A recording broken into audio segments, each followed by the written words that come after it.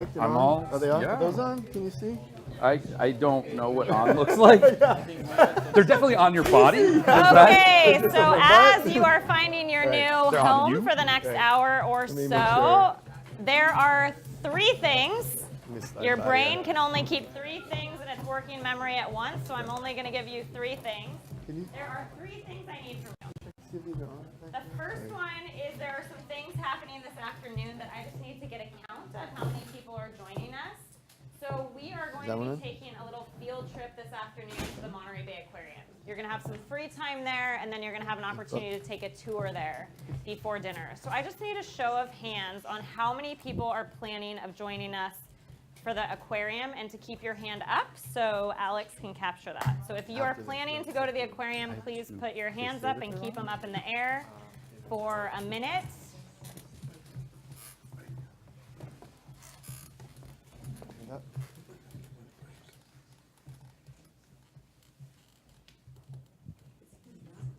Okay, perfect. And then my second question is, we are having dinner tonight together for those of you that are here and can join at Hula's Grill right after the aquarium. So dinner will be from kind of 4:30 with appetizers till 7. So we'll be there. If you can get there by 5 o'clock at the latest, that would be great. How many people are planning to join us for that, for dinner? Is that local? I don't. It is. It's like a 5-minute walk. Yeah. It's next to the dive shop.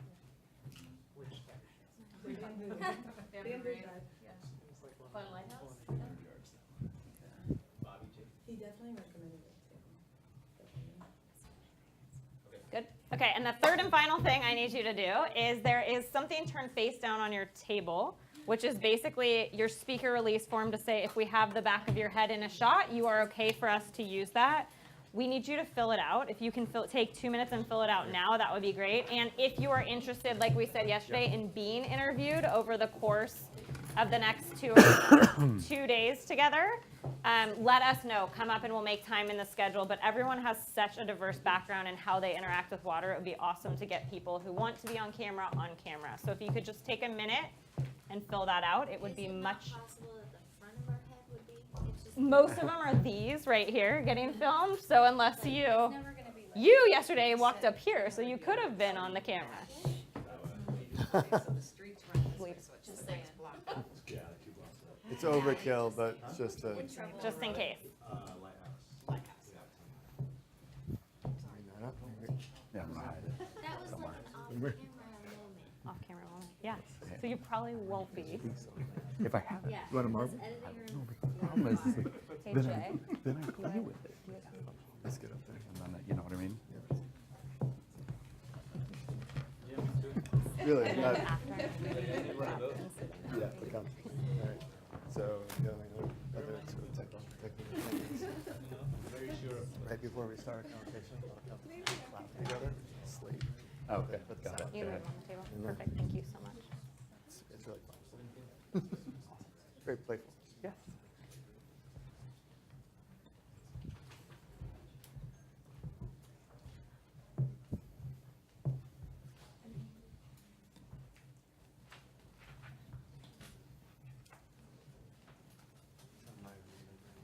Okay. If you are still filling out your form, just put your fingers up in the air so I can see that you're still working on it. Okay, cool. And you can just leave them right in the middle of your table when you're done.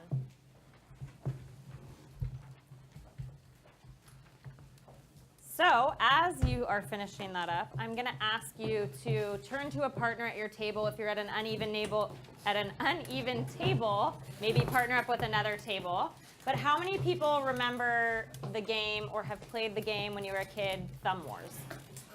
Anybody? Thumb Wars? Thumb Wars? Thumb wrestling. Anybody heard of thumb wrestling? So Jay, let's show them what it is. So Okay. thumb wrestling is 1, 2, 3, 4, I declare a thumb war. And then you try to pin the other person, right? Get pinned. So here's the goal. I want you to partner up, and I'm going to give you 15 seconds when I say go. And the goal is to get as many pins as possible in 15 seconds. So grab your partner. I'm going to put 15 seconds on the clock. Ready, set, go. 1, 2, 3, 4. I declare a thumb war. Okay, come here. Okay, come here. 4, 5, 5 seconds left.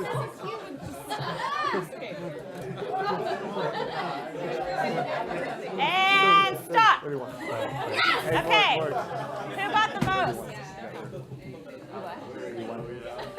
Who got the most? How many? One. Oh, yes. 2? Anybody else higher? Okay. How many did you guys get?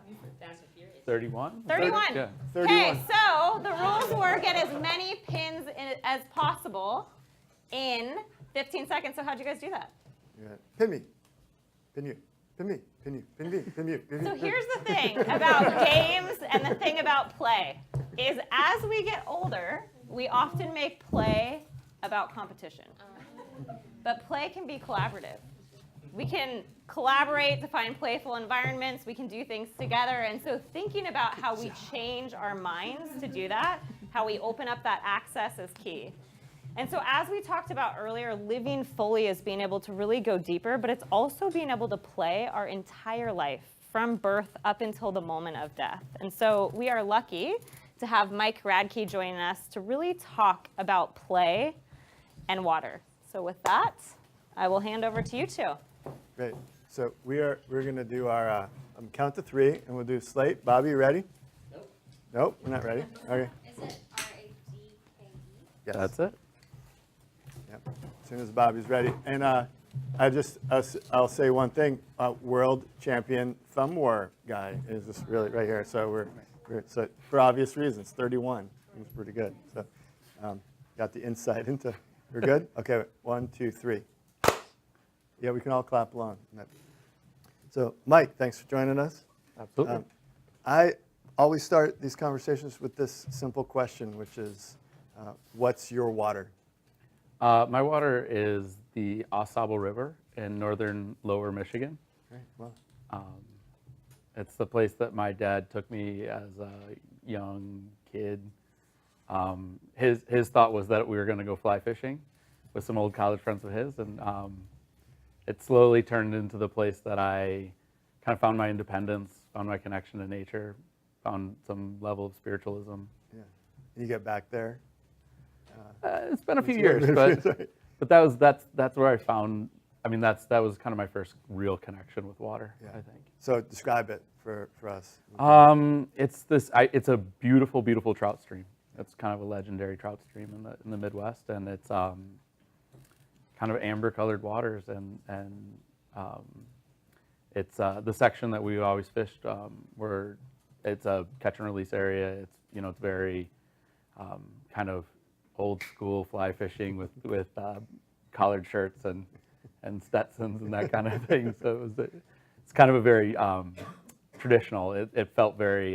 It had a ritual to it and a real kind of meaning to it. Very respectful and serious kind of place. And you say it was about fishing, but you said that in a way that implied that it was about more than fishing. Yeah, in fact, there's a point in my kind of growth into an adult that I remember kind of the first times where I would be far enough away from my dad, where I was bend or two away from him, and I didn't really find the fulfillment in the fishing, and I would just kind of put the rod down on the side on the bank of the river and just sit in the water and be in the water.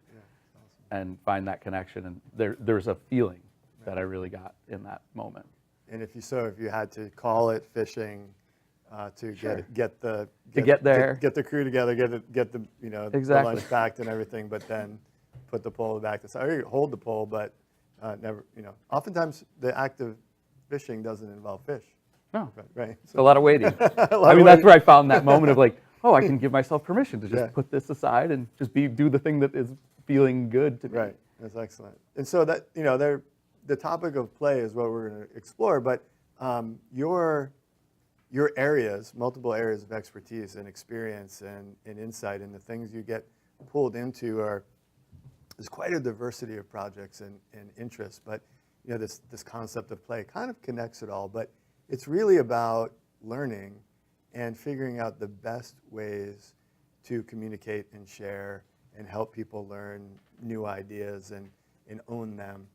Yeah. And play tends to be a part of it. And so So your career is kind of I would call you a designer of learning experiences and the processes and the material parts of learning, but it comes back to play again and again. And whether you're learning about a river and out there sort of playing, or learning about big complex scientific concepts at a museum. Am I articulating your career well there? Is that? Yeah, I mean, I think the thread is and this all kind of comes back to the idea of play. It's about discovery, it's about adventure, it's about not a lot of planning. I mean, my career makes a ton of sense when you look back at it, but it doesn't. Nobody could have set it out in that direction. Yeah, a very playful career. Exactly, and really it is that playfulness. It's that sense of wonder and inquiry that play is. There's a lot that you can see as play, and I think the ocean is a specifically good example of what that can be, in the sense that you can play in a very kind of what we all think of as play is like, in the sense of surfing or building a sandcastle or taking a walk on the beach. Those are all very kind of traditional playful ideas, up until big science, where you're talking about like the scientists that I know that are out there in the ocean. There's a level of joy to them that it's not a job, right?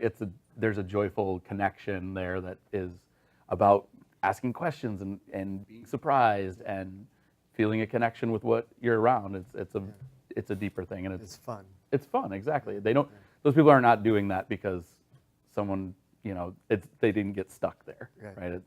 They really chose that, and it's a playful part of their life. So a lot of people associate science education not with fun.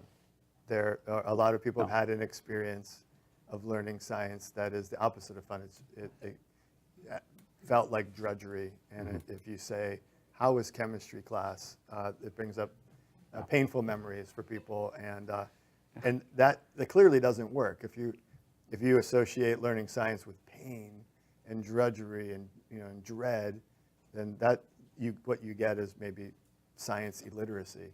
But if you associate learning science with play and fun and enjoyment and fulfillment and utility, maybe you get a different outcome. And that's sort of, you spend a lot of time working with world-class science centers to help them do this better. And that whole world is changing, isn't it?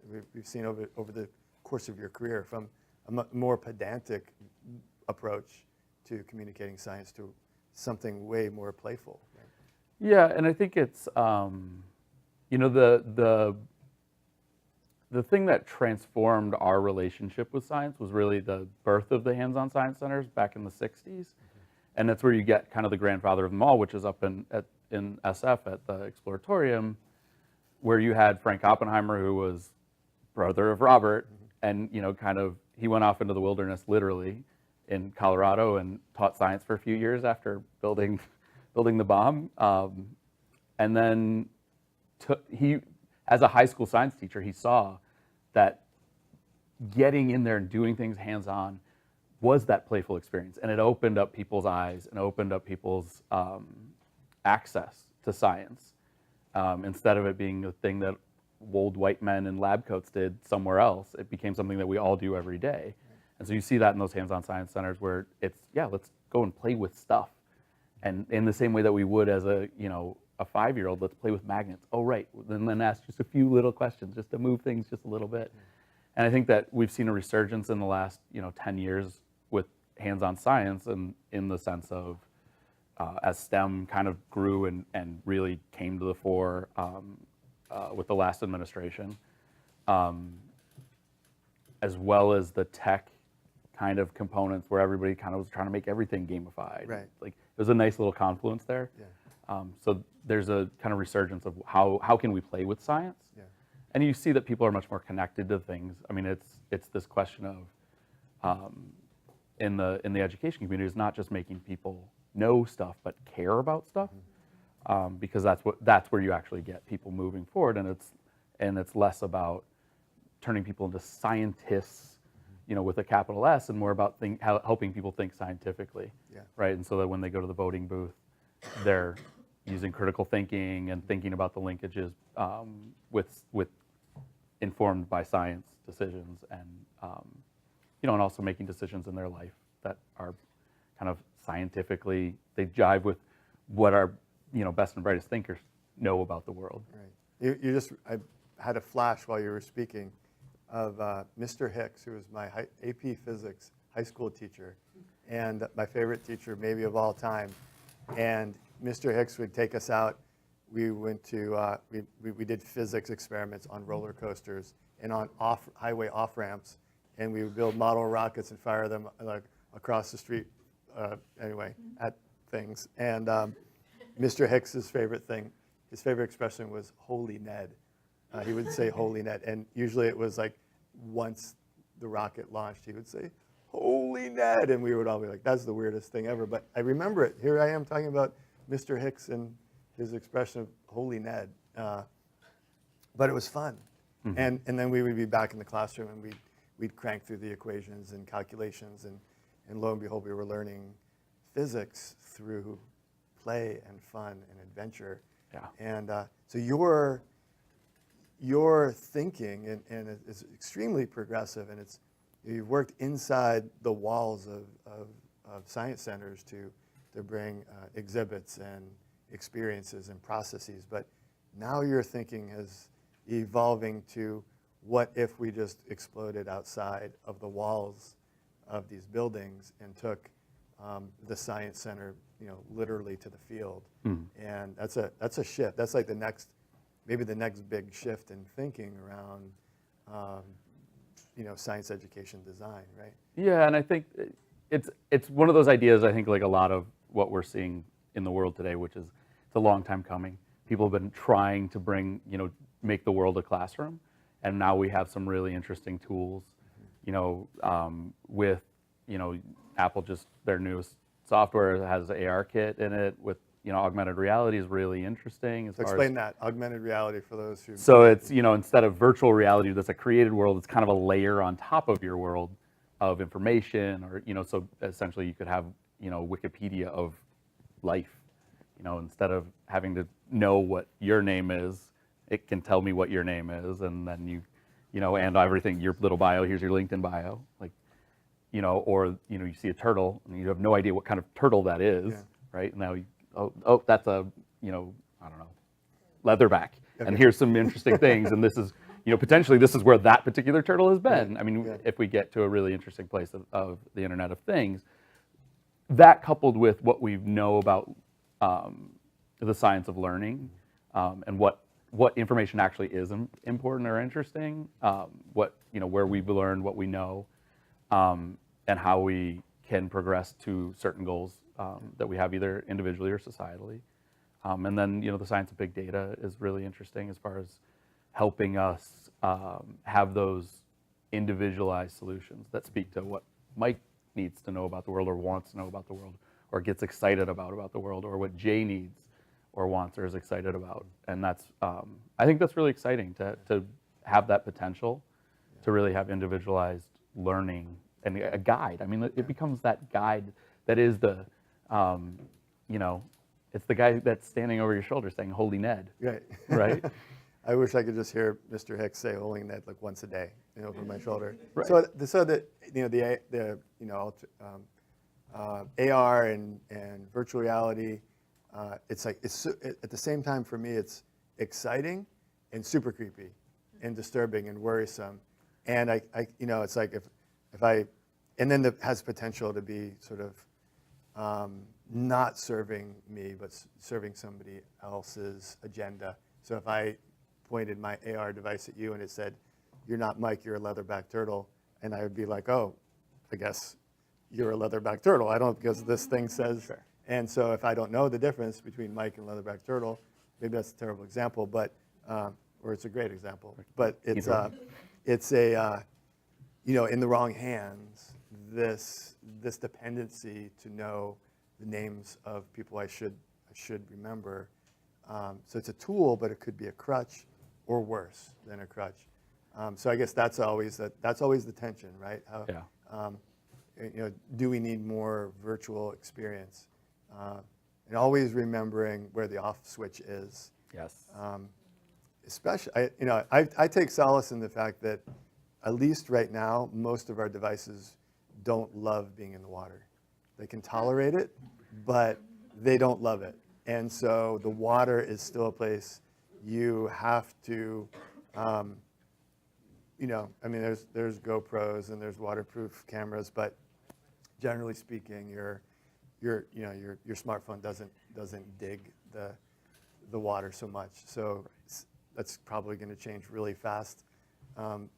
But logging out and leaving it at home and just immersing yourself in the water to play is still a really good idea. Absolutely. And I mean, my kind of go-to thing about technology is it's twofold, right? Which is I'm an eternal optimist, and so I look at these things, I see all the exciting potential, and I see where we can go with it. But B, really that it comes down, and this is kind of the new focus of my career in life has become about helping people understand people. Yeah. And as part of that, we need to reclaim responsibility for that technology. Yeah. And I think that means thinking hard about the business that we're all in of giving away our information. And I think making more deliberate decisions about, okay, I'm going to give this email service provider that gives me a fantastic email service for free. I'm not paying for that, Right. but I am paying for it with data. Right. And I make a choice I value email really, enough to do that. But That's a trade-off. Yeah. right, and I think that reclaiming it for our own purposes and saying, I'm going to support institutions that have my best interest at heart or align with my, goals for using a learning technology. I think that's really important to remember. Right. So let's turn it back to the subject of play. And usually, so in the 7 ages of water, you start with birth and then you're going to play. And we often associate play with childhood. So, toys and games and water balloons and water slides. And I always say, just add water and the play quotient goes up. So slides are cool, water slides, woohoo, balloons are fun, but water balloons are a party, real party. And parks are nice, but water parks are just outrageous. And so when you add water, the play goes up and gets bigger. But play is something we should be incorporating in learning throughout our lives and in creativity. But why is that? What from your perspective, what is it about play that makes the experience stickier and last and the learning work better? I think play gives us permission to fail. Right. It gives us permission to be a little outside, to make mistakes, to take risks, to kind of let loose a bit, to move out of the structured world that we live in. Yeah. And so it gets us back to kind of a natural state of humanity and being human. I think we look at it as being childish, as you say, like we kind of remember that. But if you really lose yourself in an experience and really get to that place of connection and letting loose and being vulnerable, whether that's emotionally or physically or, societally, that's where you can really move into that zone of learning as well. And it becomes something that you've owned and you've taken yourself there. Yeah. It seems like play also involves more of our senses necessarily. So if you're reading to learn, that's good. If you're reading and memorizing, that's fine.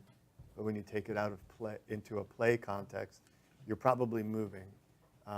You're probably gonna, if you're making messes, you're gonna have to clean them up. Or if you're making some noise and you're interacting with the environment in a playful way, you're gonna use more of your senses, more of your muscles, more of your body, and perhaps that aids in the learning process as well. Yeah. Right. So I mean, and that gets back to kind of experience as the mother of learning, right? Like that's really where we get the most learning out of our lives and deep experiences, whether it's something like, going to the ocean and surfing for the first time, or immersing yourself in a new culture, or going to a science museum and playing with a piece of equipment that you don't have access to somewhere else. Yeah. Yeah. It's that experience of touching, moving, manipulating, playing, making a mistake, seeing a real physical thing. I mean, it's hard to make a mistake as you read down a piece of paper. You may not quite understand it or something else, but it's hard to make that mistake. And there's a real consequence to making it, making a mistake. Yeah. Well, you design, so you use the word gamification, which people may not be familiar with, but it's basically taking the playfulness and the idea of a game and applying it to new situations that are normally not considered games or just new, maybe serious situations. But you designed a game in the form of a deck of cards that's meant for adults to engage with each other and solve problems together. So let's talk about that. Tell me about that story and how that came about. So that came about, it goes way back to my dissertation during my graduate work, where I was trying to figure out, I was looking at big social movements that had happened in the world and trying to figure out, like, how does that work? I don't really understand. Nobody seems to understand. Nobody can give me an answer. So I was looking at the cultures of, like, is there a culture of nonviolent social change? And I really immersed myself in that, and I saw that, first of all, master's students don't solve those kind of questions. Fair. But as I met with people around the world who had been involved in the anti-apartheid movement, in the Tibetan freedom movement, in the U.S. civil rights movements, I saw that it wasn't just one thing. It was this vast canvas of activities that happened that really changed the world. Fast forward 10 years, and I started being asked to kind of come in and help people design, or think about strategically deploying social movements. After a few times doing that, I realized that there was this language that people lacked, and that I'd collected over 12 years, this list of mechanisms of social change. So it was really like, it initiated with, how do I help people understand these methods of social change? And I looked to that aspect of play, because it is so sticky, because manipulating things together not just helps people learn, but helps people collaborate. Talking about, okay, now let's think about workforce development. Okay, let's all think about that word, and now let's think about the next word. And holding that in your head is very difficult. And so if you make it a playful experience where you're moving cards around and kind of disagreeing, or like, wait, do these go together? Did they go together? Could we make them go together? Really engages people in a different way. That physicality, that kind of like, we designed activities that are that create intentional dissonance within groups, so that you kind of are forced to disagree with folks and actually drill down to, like, when I say this word, this is what I mean. Right. And that level of interaction really helps people build what they're trying to build. And so the tool is a deck of cards with prompts and questions and ideas. And maybe it's almost like a third party that can be, when there is disagreement, somehow the cards themselves are a conversant it isn't just like, like we're against each other, we're in disagreement. There's that third party card, I guess you could say, that sort of triangulates a little bit, maybe makes the interaction a little. We were talking about walking down the beach side by side facing forward and having a conversation. You're not staring at each other, just waiting for the answer. So maybe those cards also sort of serve that purpose as an arbitrator in a way. Absolutely, and part of it is that there's so much research that went into those things, that there's a huge amount of depth behind them. There's all the work I did that was built on the work of many, many others. Yeah. But then I also engaged a couple of researchers to really, like, I was like, here, take my little foray into this, and then just go wild for 6 months and find everything that you can find. And there's so much behind them that they serve as this kind of authoritative, like, okay, there's this, and there's a website that goes with it, and like, it's there. And so, like, whether we want this to be part of our conversation or not, it's there. Yeah. And that's, I think, a big part of play is that environmental factor. It's, whether it's cards or a body of water, or, a magnet, or a wheel or something, a boomerang. My physics teacher was he took us out, and we had boomerangs from this size to this size, and and really that was one of our big kind of field trips, was going out to the soccer fields and throwing away around giant boomerangs. Well- But whether it's this, a boomerang or the water, there is an external presence, and that's really important to play. Is, sure, you can do entirely word-based play, and you look at improv or something like that, where that's entirely intellectual, entirely just two people. But that external force is really part of it. So one of our ongoing conversations is related to Blue Mind, and how do we sort of through the experiences you've had with exhibits and creating games for around social movements, how do we take all that experience and look at Blue Mind and use these tools to gamify or make playful and create tools that will allow this conversation about the true value of water to reach more people? And that's this is an ongoing conversation. We haven't figured out how that's going to occur, but one of the places seems that by working together we can help aquariums, museums, science centers tackle these questions and create exhibits and communicate verbally and visually some of these ideas about your brain on water, your brain on ocean. And that, right here, we're in Monterey. The Monterey Bay Aquarium is just a prime example of a place who could lead that process. But how, just in your wildest dreams, I guess is where we're going here, is how would you see that playing out?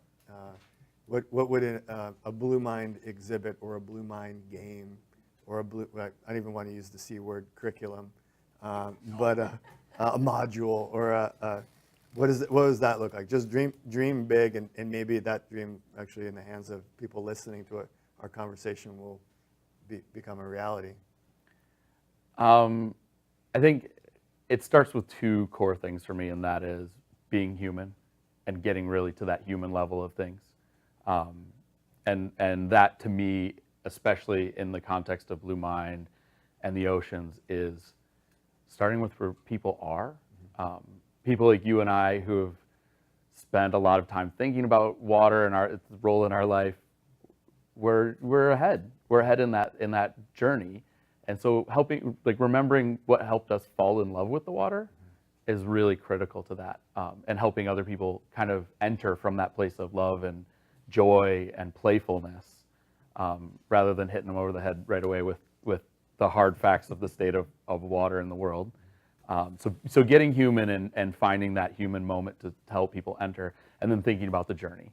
And to me, that's where learning, design, and play kind of come together. Is it's not about a moment. Play is not a thing that you check a box after you've done it. It's a journey. There's an experience. It's an open experience. And so I think that looking at what could happen in a museum is a lot about who visits that museum, who visits the Monterey Bay Aquarium, and thinking a lot about what they enter with, where's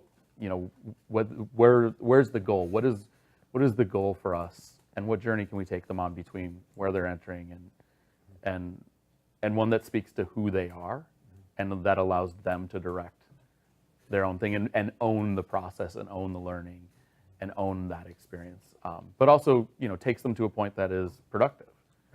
I think that's the conceptual framework. I think the next piece is, what does that look like? What does it look like? What does it look like? And I think that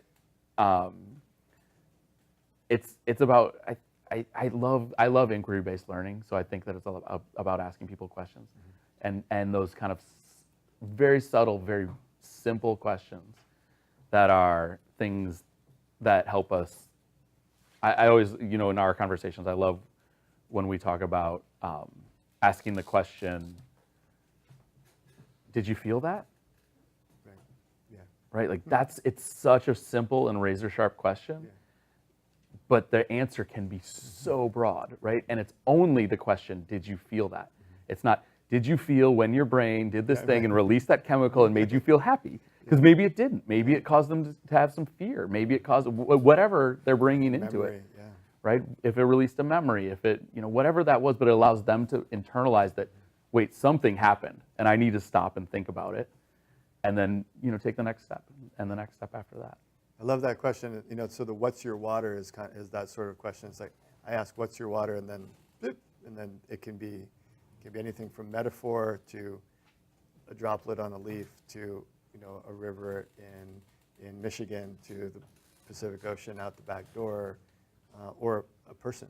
And I think that, did you feel that is in that realm? But what else? Give me some more questions. I love this. Ask me another question like that. Put you on the spot. Put me on the spot around water. I think asking people to recall is always, in that sense of what's your water, it encapsulates that as well. But when was the first time you felt a connection to water? Right. And one that pushes people, I think. So I think that one of the things that you and I have talked about is the idea that your water could be anything from a bathtub to the ocean, right? And that there's a disconnect that we have where we think that people who haven't had access to the ocean haven't had access to the blue mind experience, right? I think it's very easy to fall into that trap, but it's not true, right? Like the bathtub, the faucet. My kids, you want to talk about add water and the play level goes up, we can go from, out of control downstairs to in the bathtub, and then things get real crazy. That's the wonderful thing about water. And maybe as a parent that's not so great, but Right. but at least we're not, the bathtub is not a bad thing in my house. Yeah, exactly. Yeah, it's fun. Well, I think that's the goal here. I think that in the broadest sense is we're trying to build a stronger, more inclusive blue movement, and the way to do that is not to get exclusive and not to make people feel like they don't know, or that remind them that they didn't like chemistry class, or guilt and fear. It's to invite them in, and that may be through this, the experience of the bathtub or the river they fell in love with decades ago, or whatever their entry point is. And so these questions that you go back to, and the tools that you use, the games, and whether it's cards or exhibits or just shifting perspectives, it's all about bringing more people in rather than being exclusive and limited and unsuccessful, as a movement, right? Yeah, and there's been some hard lessons. I certainly went through the phases of thinking that I needed to tell the world what was right, but the research that I've done on movements has really led me to embrace the idea that the only way this stuff changes is if we bring everybody. Right. And that you can't, there's a great Jesse Jackson quote that it basically says that don't look down on anybody that you're not helping up, right? And that's the idea of, if you're judging people and thinking of them as stupid or backwards or inexperienced or anything that separates you from them, then you've lost them already. And if we want the world to change, if we want the world, to embrace the blue mind, if we want people to embrace the fact that our oceans are not just necessary, but they're intrinsic to our own experience, then we got to get them to love it. We've got to get them to feel the same passion and care that we feel in their own way. I can't think of a better way to end our conversation than that right there. So, Mike, thanks. Absolutely. Appreciate it. Yeah.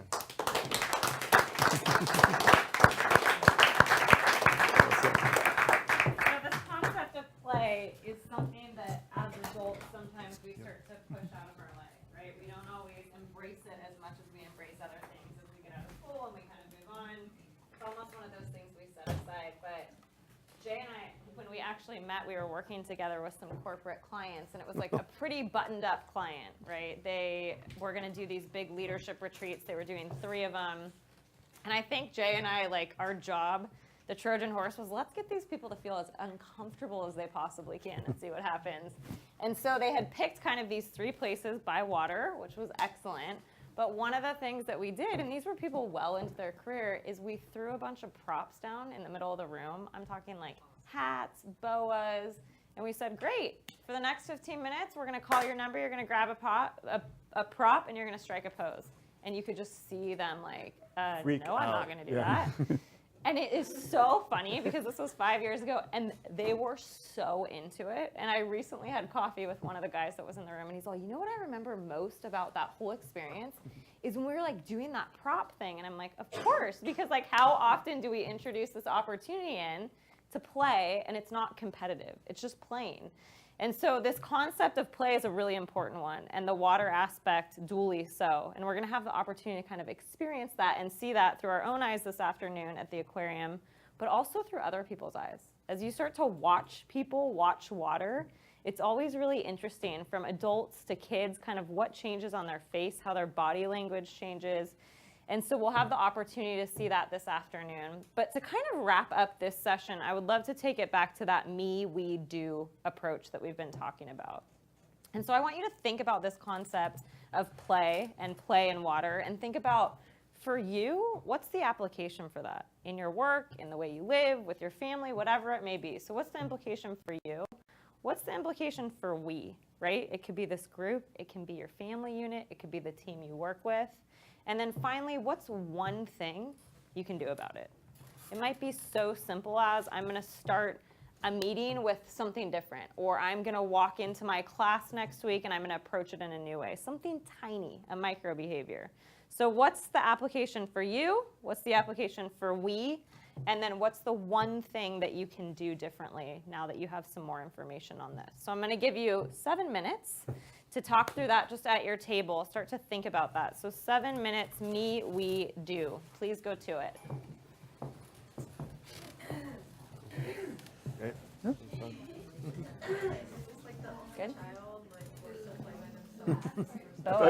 I thought you were going to tell, oh, it was like fickle story. No, not on camera. So we were on our way to the meeting to, so the client was IGT, which they make. Oh, yeah. You know them? Yeah. So gaming software, global, and run our way to Vegas where their corporate headquarters are. And we were just like, fly to Vegas, get the hell out of Vegas. And, Yeah. And but do this meeting and pitch them the idea of big teams doing the, the leadership facilitation for them.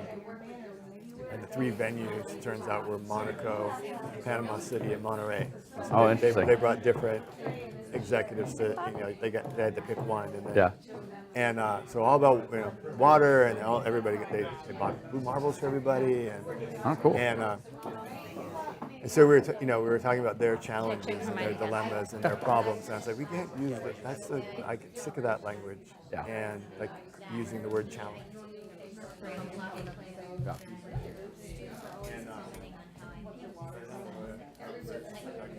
But I think for me, for me, that was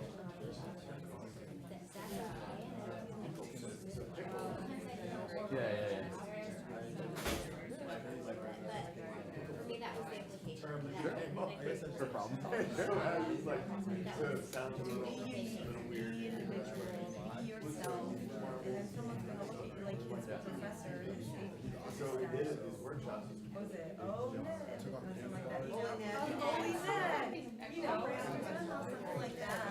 That's him showing his playful side, being unabashed, and then allowing his students to observe that and just know it's okay to be yourself. You know, it's just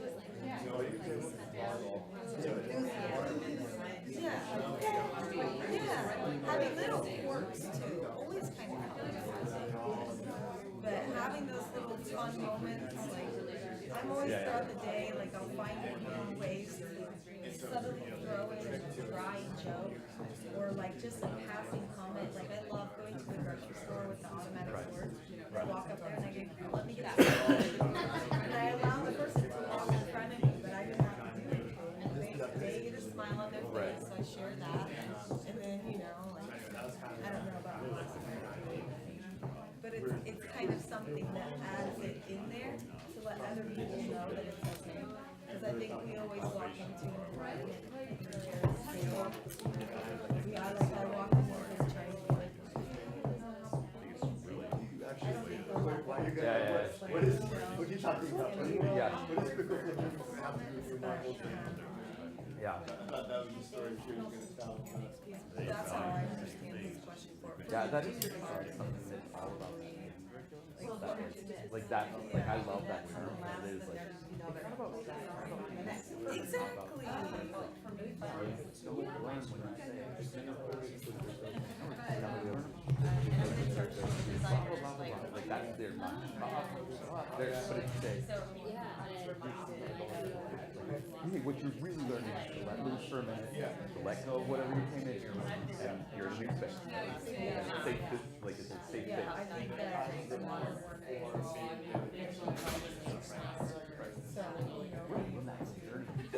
And that hidden piece behind you, like, yeah.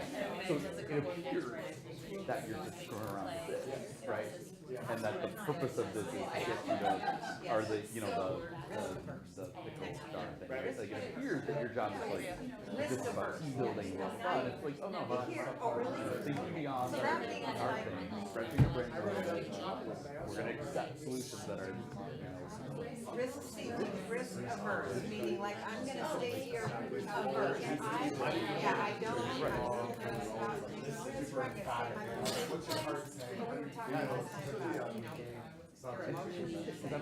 people who open me with that, right? They're pretty damn close, right? Like that's the crazy part.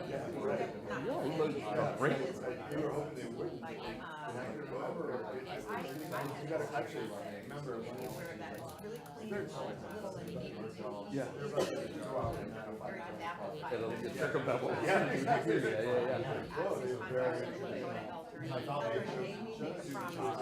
He said, now I just do this. Yeah. My promise, literally, for about a month, I was very much into it. He told me that every time I went on, before I go Right. to water, to ask myself, where did that come from? Right, and then you start to realize, wow. Very important. That's what the huge How part was is it that has to be. processed? And you go back and see how The process of integrating You got it. Like, yeah, these are all the So, critical elements of these things. You don't debrief it. And you just share that be story. like, that's it. Or when I go out to dinner with someone and I take a sip of water before I take a They're sip like, of we water, don't I care. said, You can walk out of here feeling like that's what I talk to people. that's not the best thing. And then we talk about it, we laugh, we smile, or whatever. And I said, next time you sit down and dinner with someone, ask them, how did the first cup of water start? Yeah, so And I was like, in this certificate, I started writing all these things in the name. Fossil fuels I missed there was a key little thing. drilling oceans and the oceans settling. yeah, no, so the Ubuntu Lab all came out of my experience with presentation. Like when the lawyers called me back and were like, yeah, we'll incorporate the company, what's the name of it? I don't know. And they're like, well, we gotta write something now. And you've only got a pro bono for the next like X amount of days. I was like, okay, the Ubuntu Lab. Right? And that was the thing. And it's all about finding your humanity from the humanity of others. And so that's been core, like understanding people's core to that business. And it's not just being human, like, you know, so when I have interviewed people in settings like this, like my thing is like, they get into their like, I'm in my shtick, and then like you have a beautiful way of doing it with the what's your water. I've always like, hold on, I just want a human moment, right? And I stole that from Newsroom, the Aaron Sorkin, right? So it's like, I just want a human moment from you, and it's like people are always like, afterwards, they're like, I've never heard this guy say anything other than his shtick, and that was like all of a sudden he's off talking about whatever. But it's connected to our humanity. Like, just like, we've lost the ability to be human. To like, I mean, I'm not using it as like, we absolutely need to take care of what's happened with the way we treat women in the workplace. However, the way that we've done it societally has made a bunch of people really fucking, like, they will put up walls that, like, that, they're no longer being human. Now they're just walking around. Right, now they're just walking around like this. I can't. Wait, what is that? Am I allowed to? I don't want anybody to think that this is like. Yeah. Especially for people that don't have access to it. You know, like, yeah, it's a vital, one of like, you know, you can't live without water. But I mean, like, but that's I mean, you can take any of this, but the way that we're speaking, It actually succeeded by not having your life is now at stake with everything you do. And so I have to I can't. Is it, should I touch this person? You know, whether, you know, male, female, anything else? What is it that I can do? Like, we've thrown up so many consequences that have driven us away from it, but it's finding that, like, what is it that makes us human? Okay, who has a me that they would like to share? Who has an application for me that they would like to share, or something they heard from someone at their table? Yeah? Amazing. Yep. And I didn't tell you guys this, but Can you stand just so we can hear you? oh yes, Thank you. of course. Perfect. So I like to be around people, and I like wine. I like bonfires, and I like the beach. So I think I will start inviting people more often to the water, watch the sunset. I believe the water, it's becoming a thing for me. I start to observe it and to feel it. But fire, for a long time, I find awe in fire too. So I would like to combine those two things and just a little bit of wine so that everybody can talk about their feelings because people get shy a little bit. Awesome, thank you. Can I actually ask that we do something for like the next day? It's one of those crazy things that being in front of the room, you can say no, we don't want to do it, but I'm gonna ask anyways. So can you stand up again and tell us your name? My name is Jose Carlos. Jose Carlos. Okay, so if for the next day we can just stand up and say our name, because I feel like people are still trying to learn people's names, that would be awesome. Cool. Thank you for doing that. And the second thing, which I often do and I didn't start yesterday, is takes a little bravery to stand up in front of people. And the one thing that we have in our control in this room as humans, which is control is diminishing from everywhere else, is we have the control to recognize others. No matter what happens, you can always recognize other people. And so my ask is that after someone stands up and they contribute, as they will, that we give them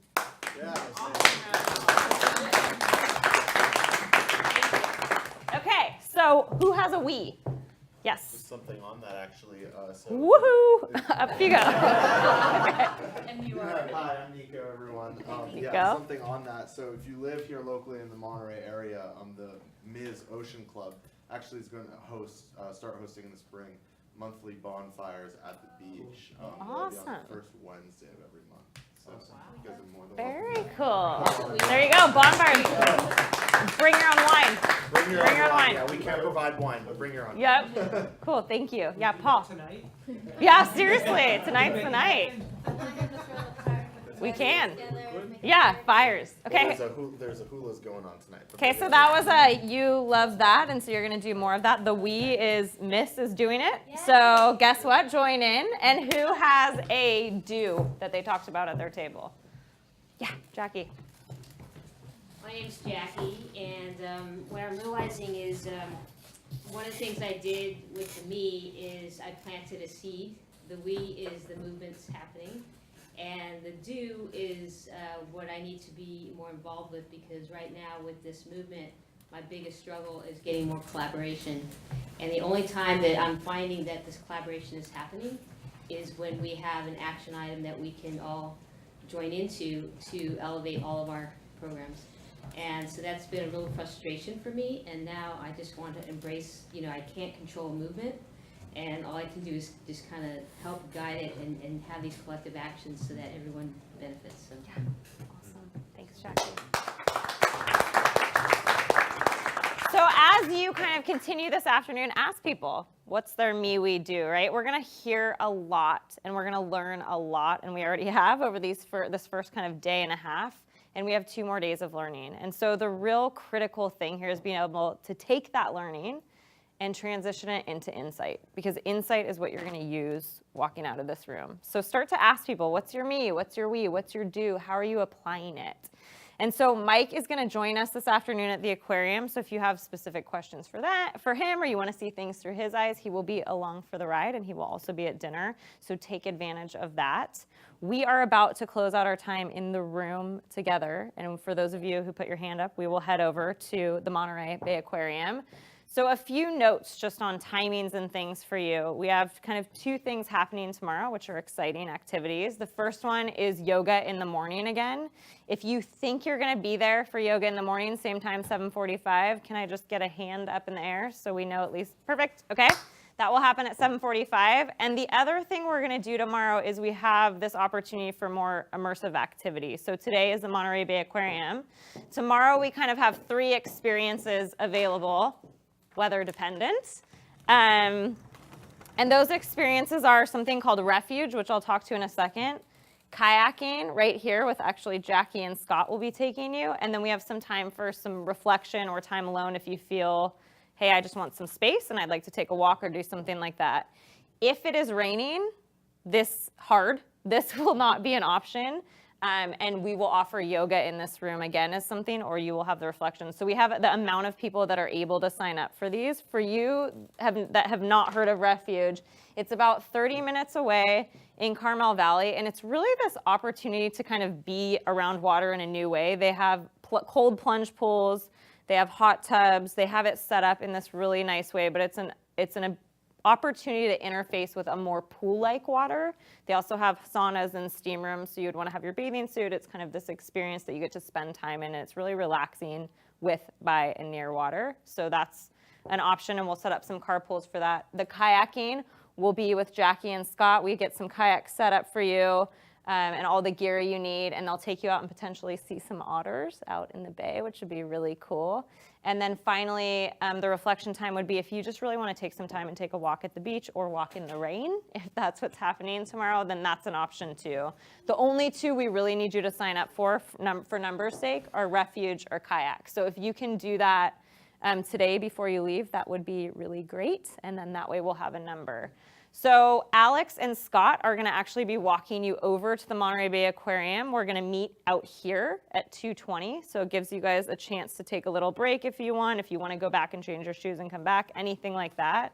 And then dinner, they will walk you to dinner for those of you that are joining. Dinner is at 4:30 at Hula Grill on Lighthouse. So if you have any questions of that, both Alex and my numbers are in emails. But they will be walking you over, so it should be relatively easy to find it. And everything is within a 5-minute walk of where we are right now. So meet back here at 2:20 for the aquarium. We'll walk over together, so 2:20 in the yard. Yes, Jackie? Is there like a window for dinner? Yeah, so it's 4:30 if you want to come have appetizers, great. We need you to be there and put your order in by 5:30. And Jackie, do you want to speak a little bit about kayaking? Those people might have questions about kayaking tomorrow. Yeah, but right now. Well, yeah, I mean, just in the fact that they're gonna have dry suits. Oh, not dry suits. Or wetsuits, sorry. Well, that was Alaska part of me, right? That's what I said. Can we bring her? So yeah, if you do sign up for kayaking and you have a wetsuit, please bring it. If someone's talked to us about borrowing, Alex and I have a couple that if people need to borrow, they can get in those. No, that's part of the rental. They have. Oh, it is? They Okay. have the wetsuits, the spray jackets, and the TFDs. So just swimsuit, Okay. And they've got all the gear there. Maybe if you've got your favorite booties or whatever, and you want to do that, and maybe some layers. Perfect. Okay, so, The- yep, questions? There is a high surf advisory in effect for tomorrow. It's supposed to be 17 We're gonna do foot it in swells, so. In the harbor. Okay. We're gonna go in the harbor. Oh, sweet, Yeah, okay. is that where the, yeah. Yeah, that's that's where the the- one. Yeah. So don't worry, you will not be riding the face of a 17-foot wave if you decide to go kayaking. Sorry to disappoint. It's more big wave surfing. And Yeah, yeah, exactly. Any other questions about timings yet? Yeah, timings and where the meetup.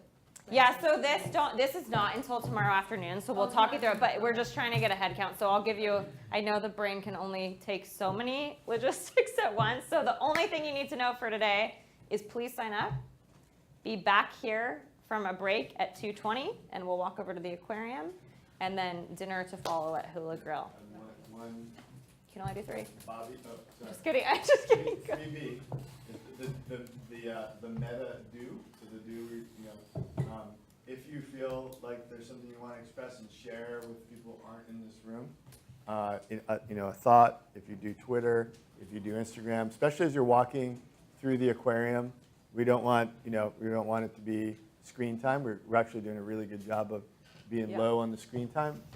but if you feel like you need to express some insight, please do, and use the Blue Mind hashtag on Instagram, any social media, and that way we can all follow this conversation and see where it goes. So that's the thing. And then bluemind.life, share that link.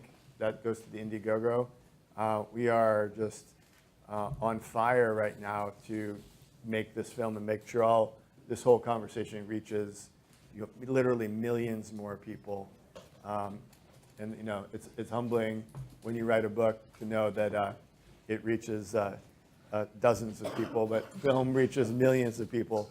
And so deferring to Bobby and Sarah on that. So we want to make sure that's a big success. So thank you for your attention and your insights, for bringing your whole hearts and minds to this. That's and thank you to Morgan for a great day of facilitating. On social media, are we Facebook Living at all? Yes. And then how do So we- the Blue Mind Facebook page Alex has been posting the live stream all day to the Okay. Blue Mind Facebook page. So if you go on the Blue Mind Facebook page and share it, Okay. you can share it to your page. All right, And then it's archived there, it lives there, so you can go check that out later and say, oh, that was really cool, and share it.